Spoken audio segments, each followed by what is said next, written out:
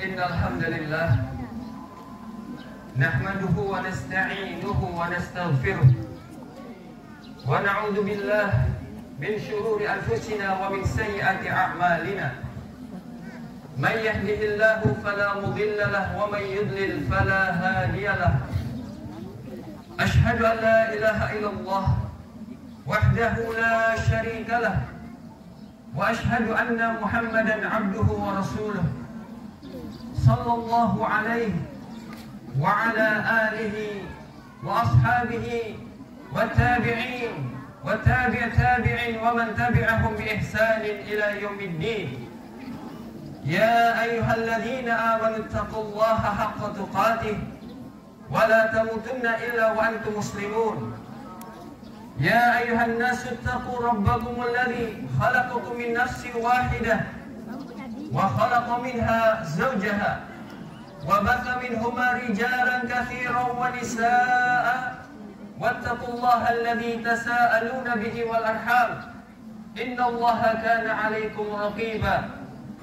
Ya ayyuhalladzina amanu taqullaha wa qulu qawlan sadida yuslih lakum a'malakum wa yaghfir lakum dhunubakum wa man yuti'illaha wa rasulahu faqad faza fawzan 'azima. Amma ba'd, fa inna asdaqal hadithi kitabullah wa khairal hadi hadi Muhammadin sallallahu alaihi wa ala alihi wasallam wa syarrul umuri muhdatsatuha fa inna kulla muhdatsatin bid'ah wa kulla bid'atin dhalalah wa kulla dhalalatin finnar. Kaum muslimin sidang Idul Adha rahimani wa rahimakumullah ta'ala. Allahu akbar, Allahu akbar, la ilaha illallah, wallahu akbar, Allahu akbar walillahil hamd. Alhamdulillah, kita memuji Allah Subhanahu wa ta'ala dengan setinggi-tinggi pujian dan juga bersyukur kepadanya yang telah memberikan banyak kenikmatan kepada kita, kenikmatan yang tak terhingga, kenikmatan yang seandainya kita selaku hambanya menghitung, maka niscaya kita tidak akan mampu untuk menghitung itu semua. Sebagaimana Allah Subhanahu wa ta'ala berfirman, wa in ta'uddu ni'matallahi la tuhsuha. Seandainya kalian menghitung nikmat Allah, niscaya kalian tidak akan mampu untuk menghitung itu semua. Kaum muslimin sidang Idul Adha rahimani wa rahimakumullah ta'ala, di antara kenikmatan terbesar yang kita dapatkan dari Allah adalah kenikmatan iman dan juga kenikmatan Islam. Demikian juga kenikmatan berikutnya adalah kenikmatan kita masih bisa bertemu dengan bulan yang memiliki banyak keutamaan, yaitu bulan Zulhijjah. Sebagaimana telah kita ketahui bahwasanya 10 hari di awal bulan Zulhijjah Allah Subhanahu wa ta'ala telah memberikan banyak keutamaan di dalamnya. Di saat kaum muslimin, di saat hamba-hamba Allah Subhanahu wa ta'ala melakukan ibadah-ibadah di dalam 10 hari di bulan Zulhijjah, 10 hari pertama di bulan Zulhijjah, maka amalan-amalan yang dilakukan oleh kita Allah Subhanahu wa ta'ala lipat gandakan pahalanya. Bahkan apa yang dilakukan oleh kita dari amalan-amalan kebaikan di hari-hari tersebut itu lebih baik daripada jihad fisabilillah. Demikian juga Allah masih memberikan kesempatan kepada kita untuk berpuasa di tanggal 9 Zulhijjah, yaitu kita berpuasa dengan puasa Arafah, di mana Allah Subhanahu wa ta'ala sebagaimana disebutkan di dalam hadis bahwasanya puasa di bulan Zulhijjah, di tanggal 9 Zulhijjah itu memiliki keutamaan yang besar, yaitu seorang hamba akan diampuni oleh Allah Subhanahu wa ta'ala 1 tahun sebelum dan sesudahnya. Maka ini adalah suatu kenikmatan dari Allah Subhanahu wa ta'ala.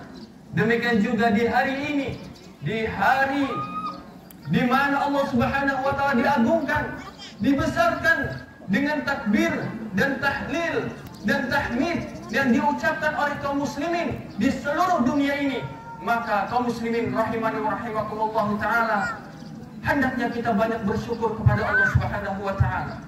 Demikian juga kenikmatan yang tidak lupa untuk kita ingat, bahwasanya Allah Subhanahu wa taala masih memberikan kesempatan kepada kita untuk beramal soleh, masih memberikan kesempatan kepada kita untuk bertobat kepadanya atas segala dosa-dosa yang kita lakukan. Sebagaimana telah kita ketahui bersama bahwasanya kita selaku manusia tidak lepas dari dosa, tidak lepas dari kealpaan, tidak lepas dari kemaksiatan. Kullu bani Adam khata' wa khairul khata'in at-tawwabun.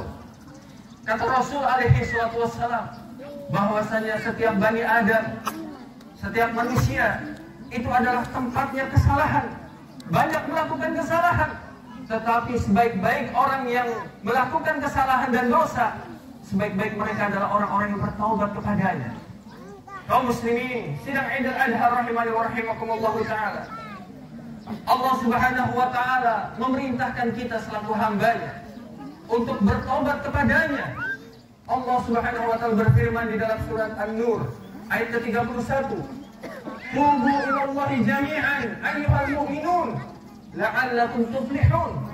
Allah Subhanahu wa taala berfirman, bertobatlah kalian kepada Allah Subhanahu wa taala seluruhnya, wahai kaum mukminun, wahai kaum mukminin, wahai orang-orang yang beriman, la'allakum tuflihun, agar kalian mendapatkan al-falah, agar kalian mendapatkan keberuntungan, agar kalian mendapatkan kesuksesan.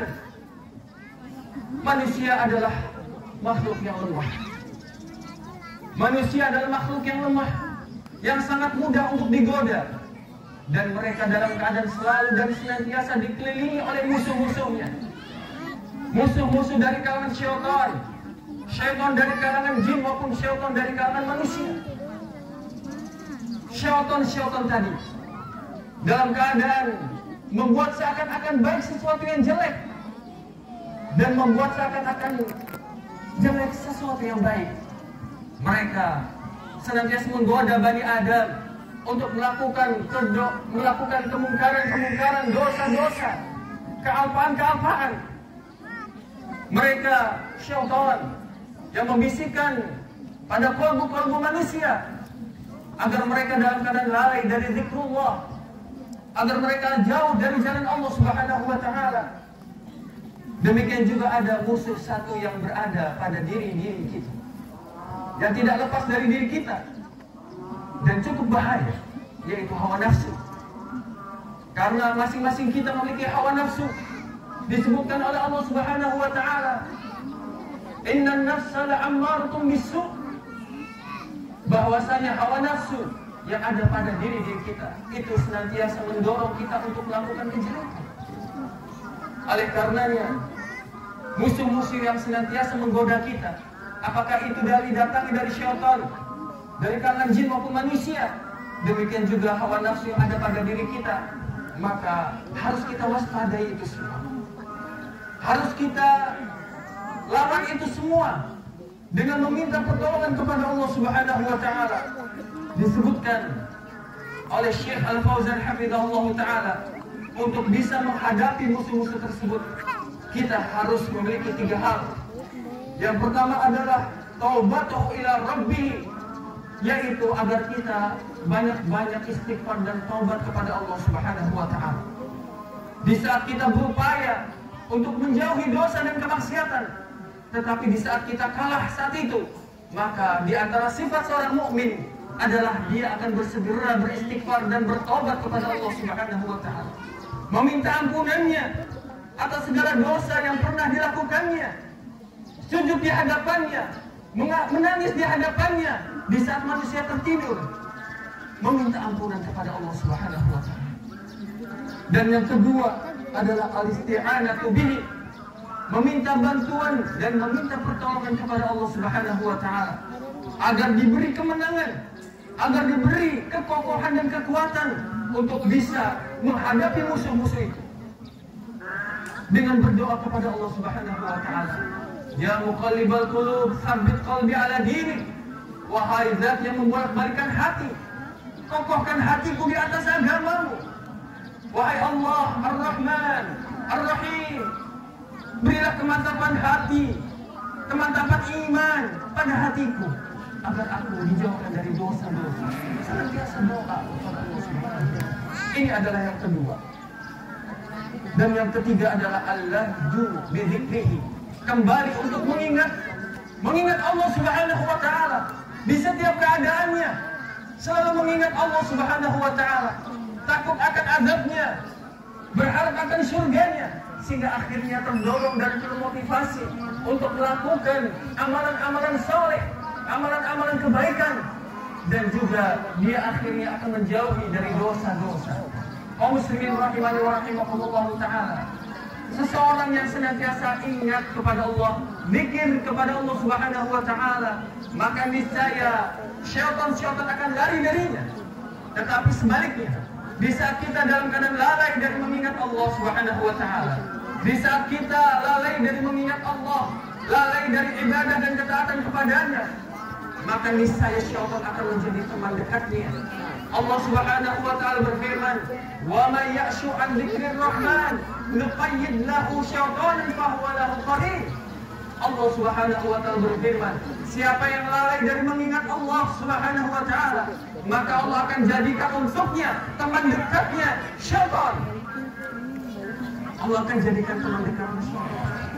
Ketika seseorang lalai dari mengingat Allah Subhanahu wa Ta'ala, oleh karena itu kaum muslimin rahimani wa rahimakumullah ta'ala, di setiap keadaan kita, mulai dari kita akan tidur dengan membaca doa kepada Allah Subhanahu wa Ta'ala, dengan membaca ayat-ayat yang telah diajarkan di dalam sunnah, sehingga dalam keadaan kita tidur di atas sunnah. Kemudian di saat kita bangun dari tidur kita pun membaca doa kepada Allah Subhanahu wa Ta'ala, bersyukur kepadanya masih diberi kehidupan, dan terus waktu-waktu kita diisi dengan mengingat Allah Subhanahu wa Ta'ala, dengan ketaatan, dengan ibadah, dengan istighfar. Rasul alaihi salatu wassalam dari kalangan maksumin, seseorang yang maksum, terjaga dari dosa, diampuni dosa-dosanya oleh Allah Subhanahu wa Ta'ala, pun masih istighfar kepada Allah. Disebutkan dalam riwayat, beliau istighfar kepada Allah 70 kali. Disebutkan dalam riwayat lain 100 kali meminta ampunan Allah Subhanahu wa Ta'ala. Terlebih lagi kita, manusia yang tidak lepas dari dosa, kemaksiatan, untuk lebih banyak lagi kita istighfar kepada Allah Subhanahu wa Ta'ala. Kaum muslimin, kaum muslimat, sidang Idul Adha rahimani wa rahimakumullah ta'ala. Siapa yang berdosa, bersegera untuk bertobat kepada Allah Subhanahu wa Ta'ala, istighfar, dan diiringi dengan amalan-amalan ketaatan dan kebaikan.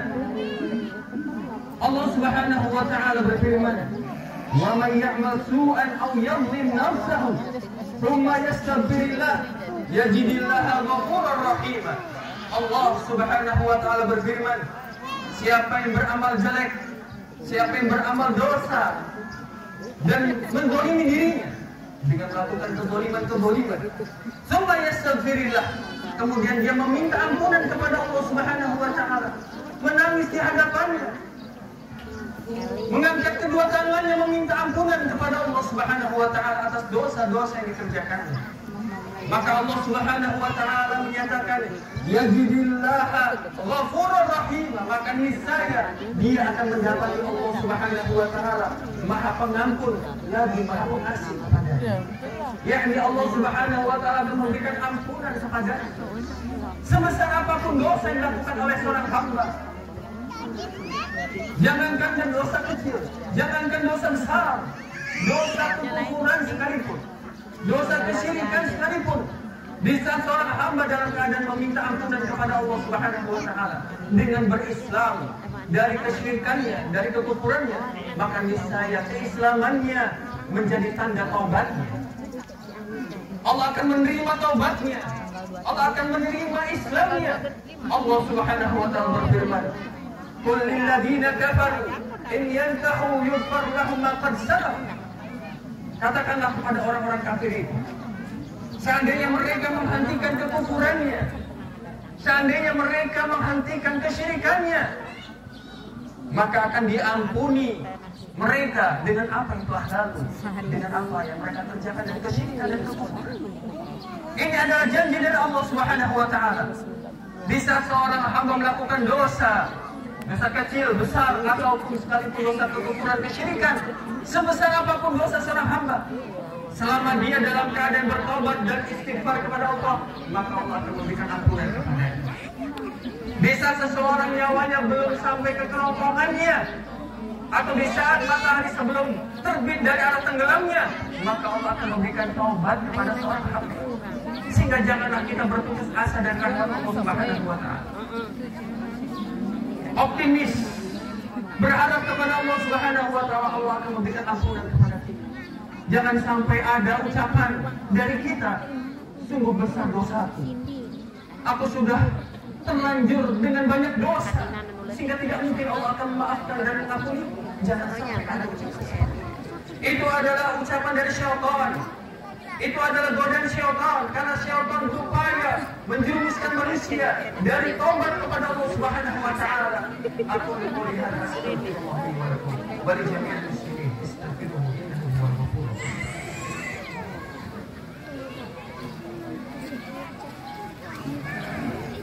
Alhamdulillah hamdan katsiran thayyiban mubarakan fihi kama yuhibbu rabbuna wa yarda. Asyhadu an la ilaha illallah wahdahu la syarika lahu وأشهد أن محمدا عبده ورسوله صلى الله عليه وعلى آله وأصحابه والتابعين والتابع التابعين.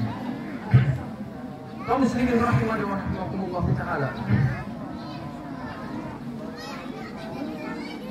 Kita di dalam kehidupan di dunia ini jangan merasa aman dari azab Allah Subhanahu wa taala dengan terus-menerus dengan dosa. Karena bisa jadi kematian itu akan datang kepada kita di saat kita melakukan dosa. Sangat mungkin. Karena yang namanya kematian adalah sesuatu yang tidak bisa diketahui oleh manusia, siapapun dia. Tidak ada yang mengetahui. Sehingga kematian itu akan datang secara dadakan. Mendadak akan datang kepada seorang manusia, kepada kita. Allah Subhanahu wa taala berfirman, "Afa aminal ladzina makaru sayyi'at an yakhshifa bihim al-ardha aw ya'tiyahum al-'adab min haitsu la yash'urun aw ya'khudhahum fi taqallubihim fama hum bimu'jizin." Allah berfirman di dalam surat An-Nahl, apakah orang-orang yang melakukan dosa itu merasa aman dari makar Allah Subhanahu wa taala dan rencana Allah Subhanahu wa taala? Allah akan tenggelamkan mereka ke dalam bumi, atau akan datang kepada mereka azab secara mendadak kepada mereka dalam keadaan mereka tidak menyadari. Atau bisa jadi Allah Subhanahu wa taala memberikan azab kepada mereka di perjalanan mereka. Fama hum bimu'jizin, dalam keadaan mereka tidak mampu untuk menolaknya. Dia namanya musibah. Ya, tidak ada yang tahu. Bisa jadi seseorang dalam keadaan sedang menempuh perjalanannya, perjalanan dekat ataupun perjalanan jauh dia. Mungkin saat itu Allah takdirkan dia mati dengan kecelakaan yang menimpanya.